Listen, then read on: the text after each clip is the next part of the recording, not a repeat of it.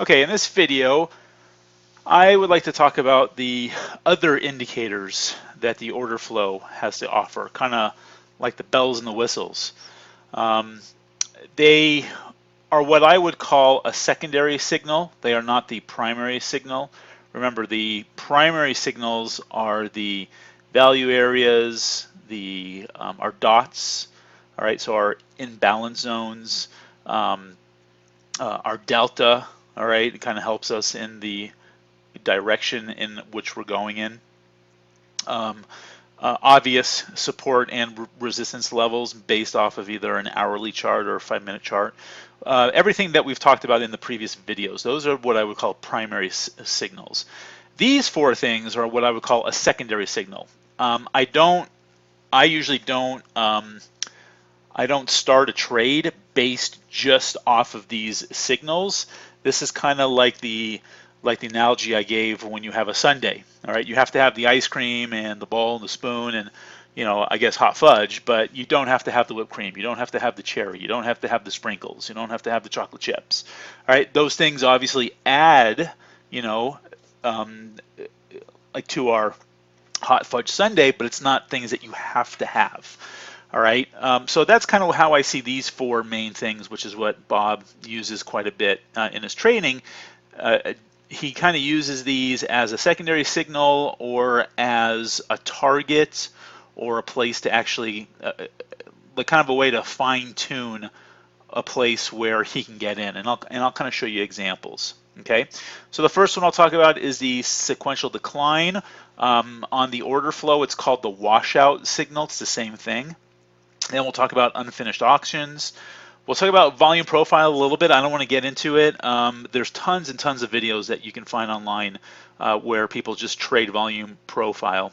And then lastly, it's the COT of the bar. It's the price at which the highest volume has been traded in that bar, as well as that yellow box. Bob has made several videos on how to trade the yellow box. He actually has trades where he just takes trades off of the yellow box, but I like to use it in conjunction of the other primary signals that I've talked about in the other videos. Okay, so let's first talk about a sequential decline and what it is, and we'll kind of show you what the washout signal is. Okay, basically what it is you are looking at either the lower left three areas, at least three, it could be 4 or 5, in this case it's 5, that's what the number implies, or at the upper right hand side. All right, and what you're looking for is a decline. So in this case, I'm looking for a decline in sellers, and I'm looking for it sequentially. That's what's meant by a sequential decline. So notice I have 677, and then I go down to 283, and then it keeps going down to 135, it keeps going down 119, and finally goes down to 50. So that's a sequential decline. It keeps going down, okay, in a sequence. And this is implying you've got lots of sellers, then you got less sellers, and then less sellers, then less sellers, and much less sellers. It just keeps in going down. All right, over here, so this would imply that I have a buy now. Okay, so all of the sellers are going down in order, so this implies that I'm going to be buying.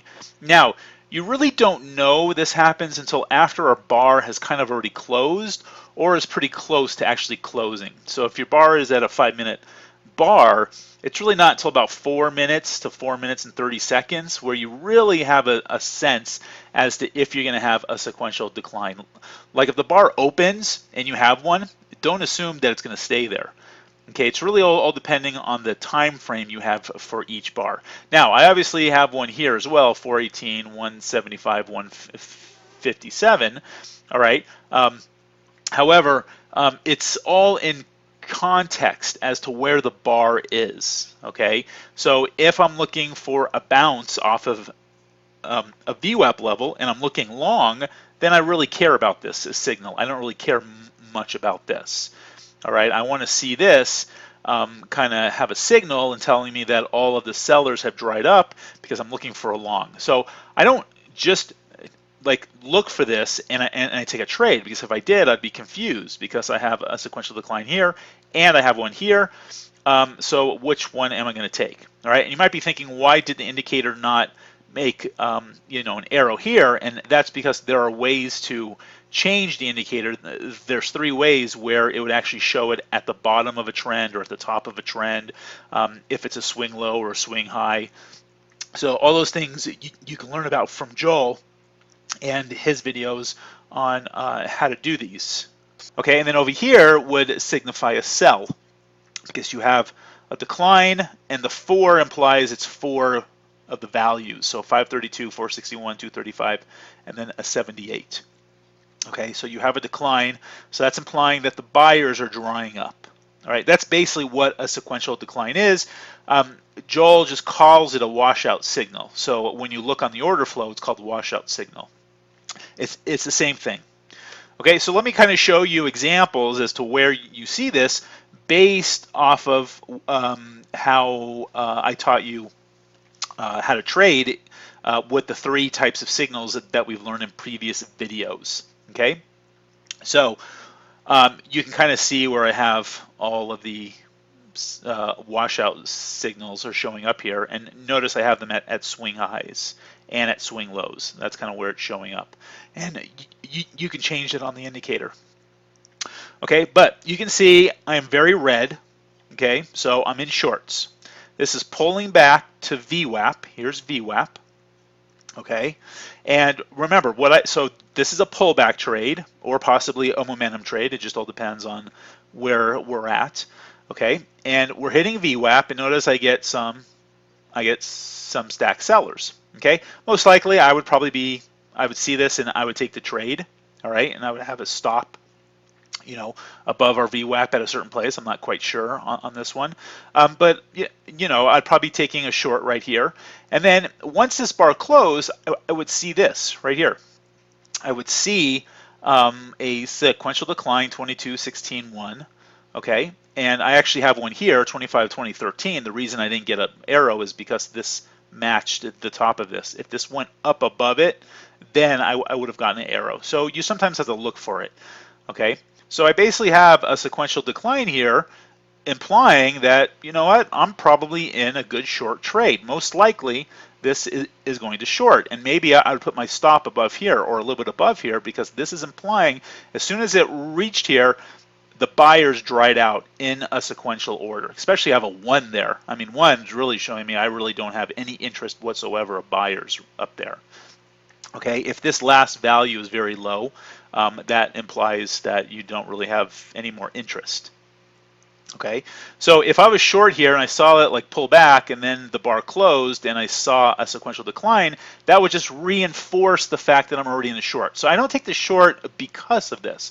I took the short because of the bounce off of the VWAP. In fact, I would probably be at VWAP. In fact, if you look carefully, you can kind of see a gray area in here, a grayish area. That was probably at the time I had a red momentum zone here. Okay, that's why it's grayed out. It was red at the time, so it was coming out. It was red. I'm at our VWAP. My delta is in the minus area, so this is looking like a good short.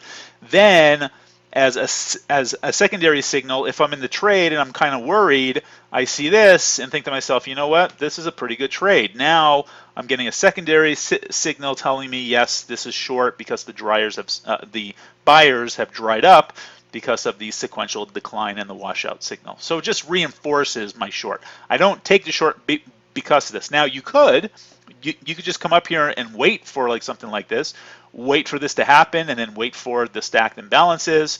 So these are things that you can do on your own, whatever you think is right for your trading. You also see a sequential decline here. I don't have the signal because it hasn't made a new higher high. Okay? So that is basically how I use a sequential decline. I use it to reinforce a trade. Now notice I have a buy here and a buy here, but these I'm going to ignore. And why am I going to ignore these? That's because I'm short. I'm not looking longs. All right, if I was bouncing off of VWAP and I saw a sequential decline and this was green, then it would reinforce my trade. Okay, so I hope that makes sense. Again, you can't really look at these during the bar. You could, All right, so if it forms and then it drops down pretty hard and you're down here and you're only in it for a minute or two and your price is pretty far away from here, then you can say, hey, I got a sequential decline. The odds of it like coming back up are probably pretty rare. But it's really after the bar close, and you know, a lot of people will just show you a chart like this and just say, hey, look, a sequential decline. I knew it was short right there. Well, you really don't know till after it closes. Okay, so that's kind of how I use that. All right. The second type of secondary indicator is an unfinished auction. And what an unfinished auction is where you have it either at the top of a candle or at the bottom of the candle. And the indicator shows it in this yellowish orange kind of color. It has to be at a top or bottom because notice you've got a zero. So here I have a 87.0. Up here I should have a number here and a zero here. Like if I go back to one of these bars, you can always see I have a zero. So a zero is on the left side on the buys, all right, because I have a buy at 157, but I don't have a seller there. All right, and then on the sells, I got a 50 sell, but I don't have any buyers. So this is a capped candle on both sides. But when you don't have that, it's called unfinished. That means there were still some people who want to do a transaction over here. There are buyers right here that want to trade against these 20 that traded, all right, but they weren't allowed to, all right, and the same thing on the shorts here, okay. So, I'm sorry, because of the 24 here, there was like some people here that wanted to short, but they weren't allowed to, so they're still there, like supposedly they're still there, okay. So that's what an unfinished auction. It's always at a top or a bottom, okay. So if you notice here, the auction is finished, but down here it's not. And it draws this line. You can kind of see an orange line. It draws it out until it is finished. All right. And the theory is that that's going to act as a magnet in a way. So price will eventually want to make it back up there and finish that auction. All right. These are good things to look for entries or for exits. And here's an example where the unfinished auction is going to be acting as an entry. It's to kind of fine tune my entry. So notice I have a pullback. This is a pullback trade. I'm going short, 11,000 negative delta. So I'm looking for short. It's a pullback to the 68%. All right. So let's say I'm at this bar here. Okay, and it closes. Have an unfinished auction right here. All right. And I'm looking for short, obviously, at the momentum zone area as well as at our value at our 68% value area low. Okay, but the question is, where do I put my limit order? Do I put it in front of here? Do I put it at the 68%? Where do I put it?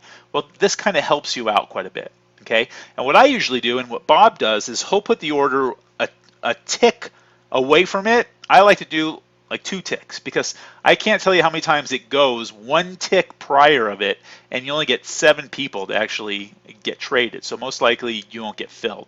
So I usually put it at 2 ticks in front of it. Okay, this doesn't happen all the time, but when you do have one of these at an area that you do want to short, it kind of helps you narrow down where you should put a limit order. So I would be shorting right here. So I would be one of the 203 or the 216 or the 19. It just all depends on how I'm doing the order. Okay, so that's kind of how I use unfinished auction. It can also be used as a target. So let's say, for example, I want to take a long at the 95%. My first target is going to be at the unfinished auction. Now, I don't take trades just based off of unfinished auctions. All right, I use it as a secondary signal. All right, this one, let me see what I'm trying to show you in this chart. In this chart, I had to pause it because I didn't remember what I was trying to show you. You see these lines right here? They were kind of hard to see, these yellow lines. These are unfinished auctions from previous. It's off the chart, okay? I don't remember from what time, okay? But I am looking for long. So imagine I have got, all right, so the price is coming down, all right? I'm looking for longs, all right? I'm trying to figure out where is the best place to actually buy. Well, I could buy at VWAP. All right, if I bought at VWAP, I obviously would have made, I don't know, 12 ticks or 10 ticks or something. If I bought here and it went up, okay, that's buying it right at VWAP. All right, but if it kept coming down, I'm looking at these unfinished auctions. If I was looking to actually buy it here, I would see these unfinished auctions and think to myself, you know what? If this market is coming down there's a good chance it's going to want to cap these options. Capping means it wants to get there and trade through them. Okay, so notice this unfinished auction is pretty much at the 68%, also kind of at the point of control. It didn't jump up here at one point, but it's kind of there as well.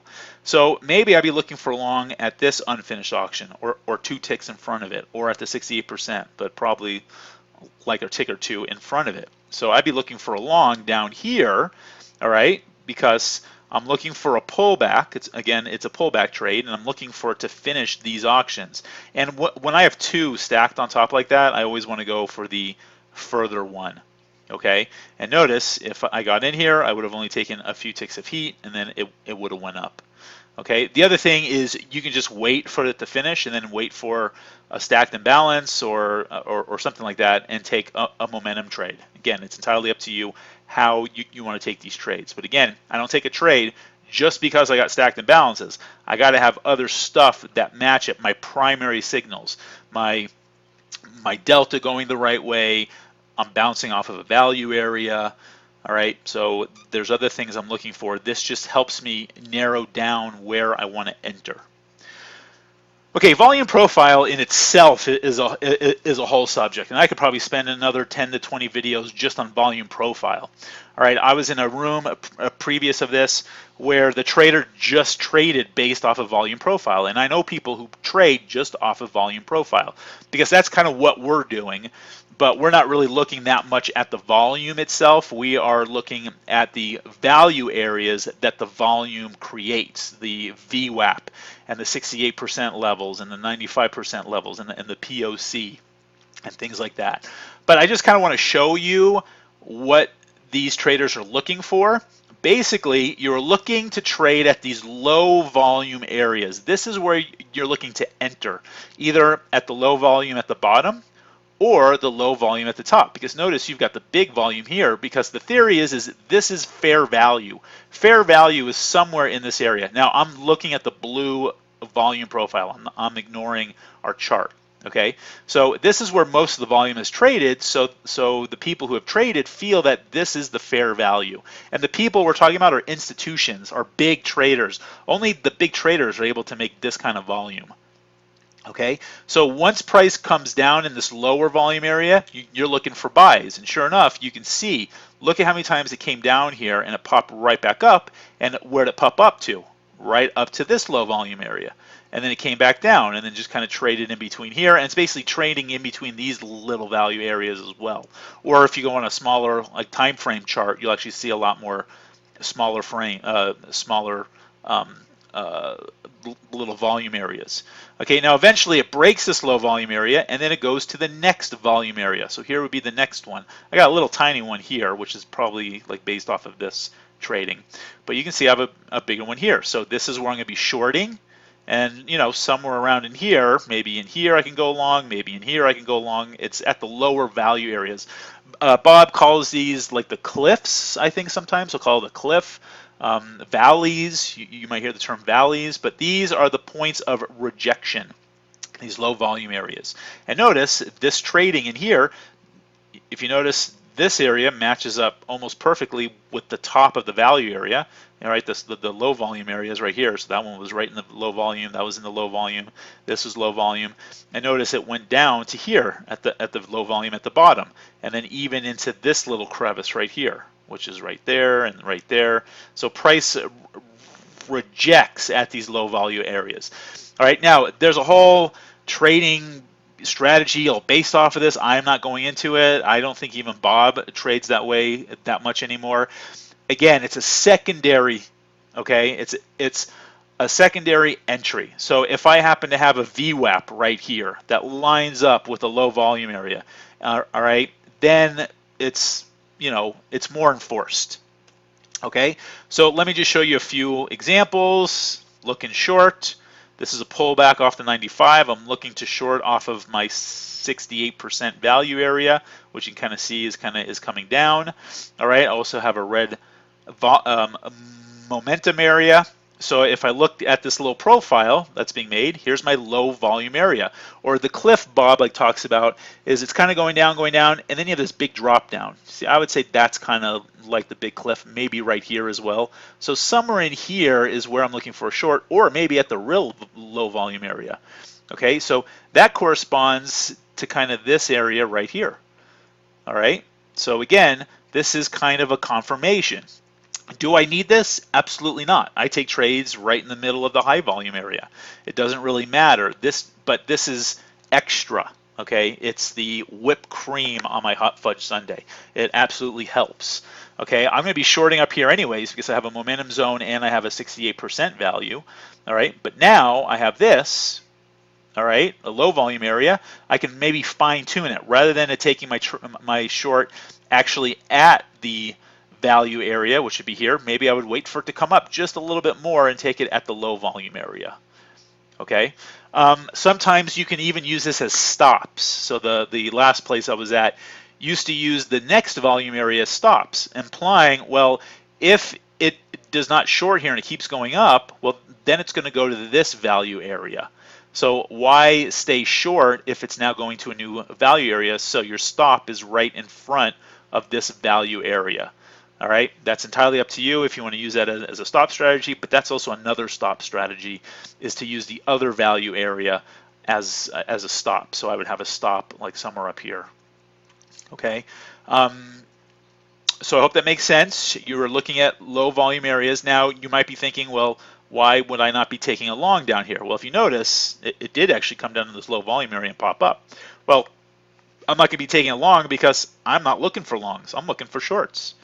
All right, the likelihood is this is going to keep going down. It might go up, and if it does go up, then I'd be looking for a bounce off of the 95. All right, this blue line, by the way, guys, so Joel at this point just updated NT8 version, and he has this blue line which shows the low of the day. Okay, so that's why it's green and then blue, because the 95 green line is actually right on top of this. If you look here, you can kind of see a V and a low in there. It's because my 95 and my low happen to be exactly at the same price. So don't get confused with the colors. This was just a new addition to Joel's NT8 order flow. All right, but I'm basically at the lows of the day and at the 95% value. And again, I can pinpoint where I want to take it. So when Bob says I'm going to take it at the cliff or something like that, that's kind of what he's looking for. Notice also right here, price rejected right here, which actually matches up perfectly at that cliff. Okay, just to kind of show you that these value areas do that. Here's a really good example as well. And in this one, I'm looking more for longs. Okay, here's my 68%. You can kind of see the red behind all the candles. All right, and the 68% kind of corresponds to this large piece right here, but notice I have a low volume here. Okay, so I can take the short at the 68%, or I can take the short maybe closer to the lower volume area to kind of pinpoint. Okay, or this might be good for the averaging in strategy if you're into that. You might take it at the value area and then put another contract at the low volume area. And in this case, maybe I would have my stop right behind the 95 area. Okay, so again, just another addition. All right. Okay. Also, in this case, I also have a sequential decline. So now I even have more information. So I have a low volume area, 68%, a green momentum zone area, a sequential decline. So if I haven't been in short yet, or if I wasn't short and I'm worried after seeing this, basically I'm not that worried anymore. All right, finally the last one, Bob has a whole video about this, is the COT and the yellow box. The COT stands for the commitment of traders. And mine is this like this bluish color. I believe Bob's is kind of like a greenish color. I can't remember exactly what color he has it. But this is the price at which, if you add these two numbers up, it's the largest amount of contracts that were traded on the buy and on the sell side. So if you add everything up, like 0 and 149, you have 149, 97, 103. You have that's 200. 255, and so forth and so on. And here you have like 375. All right, so if you add everything up, nothing beats this 375. So that's where the most of the traders have traded. And the yellow box kind of shows the three boxes where the most traders have traded. Usually, most of the time, greater than 95% of the time, the COT is in the yellow box, but that it does not always happen. There are times where I have a COT that's outside of the yellow box. It doesn't mean anything. I don't really have a strategy for that, but I just want to let you know most of the time if you find the yellow box, your COT is in there. All right, right here I have the same thing. And basically what Bob kind of explains is that if this is on the top of a bar, you're looking for shorts. Because what happens is you have so in this case, if my COT is at the top, that means I have all the buyers are buying at the top of the candle. And what tends to happen is only like people who don't understand how to trade will get in at the top or the bottom of a candle. So they will buy the top, how many people have bought the top, or they'll sell the bottom. So if you're buying at the top, what's mostly is going to happen is it's going to short and get away from those buyers, and basically all those buyers are going to hit their stops at the bottom. Okay, and sometimes if you see a candle where you see this, it just comes from experience where you have a COT at the top, all right, and then you have a lot of orders at the bottom. That's kind of implying all the stops are being hit. Okay, but if you have the yellow box at the top, you're looking for shorts. If you have a yellow box at the bottom, you're looking for longs. So it's always the opposite. Okay. So again, when you see this, it's just added information. It's not that I don't usually trade just off the box. I have to see other things. So in this case, I'm looking for shorts. It's a pullback trade. All right. All right, it's a pullback trade, and I have a box right here. Now, I particularly really like it when the box and the COT are in the wick of a candle, not actually in the body of the candle. So you see I have it in the wick here or in the wick here, in particular at the top. Okay, so that's what I really like to see. I believe I gave you examples of those where it's in the wick here, and it's in the wick, it's at the bottom, and it's in the wick. Okay, that's what I really like to see, not when it's in the body, but when none of the body is there and like 2 to 3 like ticks away from the box or the POC. Okay, now you might be thinking, well, why aren't you taking a long here? Well, you tell me why I'm not taking a long here. All right, because look at that.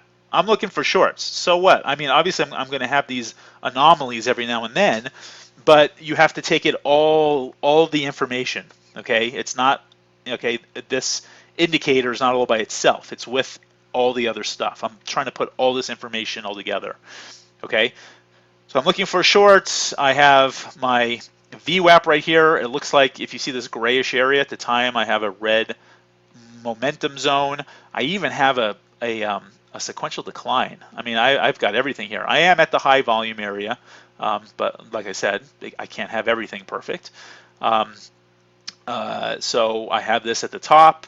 I am coming down. If you haven't shorted yet up here, all based off of this, I definitely would short at the break of these levels with my stacked imbalances at VWAP. So this is a great example. This kind of has a little bit of everything in it. Okay, so I'll go over that again. Looking for shorts. It's at a pullback to VWAP. Okay, I have a sequential. Now this I don't know until after the bar closes. All right, and obviously this I don't know until after the bar closes. Again, these are things you don't know till the bar closes. So if I see all this, notice it's going sideways, everything is screaming at me shorts. Okay, this is a short. It's pulling back to a VWAP. This is a short. All right, a sequential decline. This is a short. I even have a sequential decline here. It didn't register because this did not make a new high. It's not a swing high, but I have a sequential decline there. I got a sequential decline here. All right, I mean, I have a sequential decline here. I have a sequential decline here. I mean, I don't know what else. I just noticed that right now. I don't know what else this thing could be telling me but shorts. And then I have the stacked imbalances, and it rips down. Okay. All right, on this one, let's see. Here we go. Here's the example. Again, we're looking for short. You see this, my COT is towards the top. All right, the box, it's in the wick. Now, it depends on what you want to look for. If you want to look at just at the COT, or if you want to look at the box in the COT, but pretty much I'm at the top of the bar, and this bar came screaming down with a bunch of sellers. Plus, I have a sequential decline here, a sequential decline here. So I'm really looking at a lot of sellers. I got stacked imbalances right here. Here's where it really breaks with stacked imbalances. So this again is a good short. I'm looking for shorts. It looks like it's a pullback to 68%. Oh, by the way, look at what my volume area looks like right here. That looks like a low volume area. Okay, once again, I like to see all this stuff added in there. All right, this one, obviously I'm looking for longs. Here is the COT and the COT yellow box. It's in the wick. All right, this came up pretty strong. I'm looking for longs because we're yellow. With something like this, I would probably look for the break above the 68% value or maybe over POC. See, I have these stacked imbalances. Also, guys, you should not just look at the bar.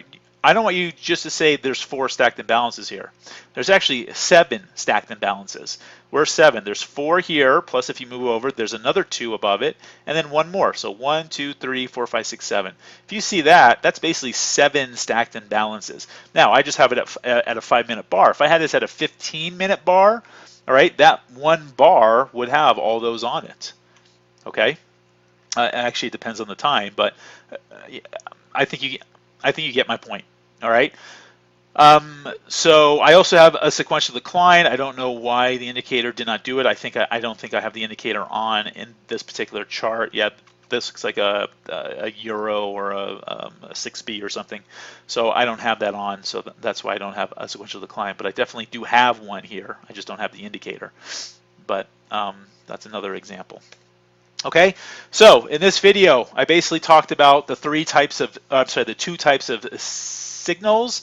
The primary signals is what we've been talking about with all the other videos. It's the 6 areas, the 95, 68%, VWAP and POC. The imbalances, stacked imbalances, are wave. Okay, so our surfing analogy, here's where the wave starts to form. This is when the wave comes. This is when the right day to surf. Are there waves or are there not waves? All right, again, the zones are pretty much used either a momentum zone or a stacked imbalance zone. That's kind of used for a pullback trade. These are kind of the primary signals. And then the 4 things I just talked about, add to it. You could have these. You don't have to have them. It just adds. Okay, a sequential decline, unfinished auctions, volume profile, and our COT of the bar. Okay, all right, see you in the next video.